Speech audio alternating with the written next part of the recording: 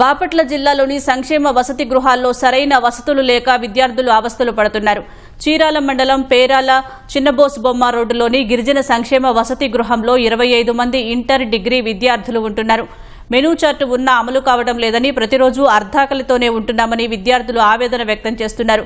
చలి తీవ్రత పెరుగుతున్నా ఇంతవరకు దుప్పట్లు ఇవ్వలేదని విద్యార్థులు చెబుతున్నారు.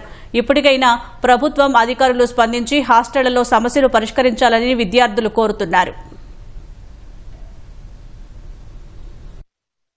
మేము అడిగామనుకో మా మీద పైకి లేస్తారు. అన్నయ్య సీనియర్స్ అన్నయ్య వాళ్ళు అడిగినా కూడా వాళ్ళతో గొడవపడి మేము చేయమని ఒక వారం అయితే అసలు చేయమని వెళ్ళిపోయారు.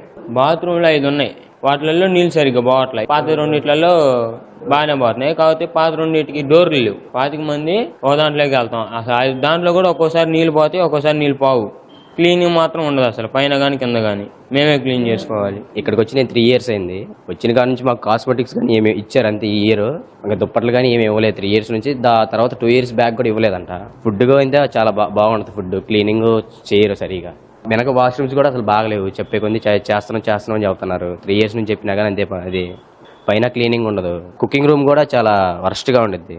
ఏం సౌకర్యాలు కూడా ఏమి ఉండవు. ఈ హాస్టల్లో దోమలు కొడుతున్నాయి. ఈ బాత్రూమ్స్ 5 ఉన్నా కానీ ఒకటే వాడుకోవాల్సి వస్తుంది. 25 మందికి కలిసి ఒకటే బాత్రూమ్. తలుపులు పగిలి ఉన్నాయి కొన్ని.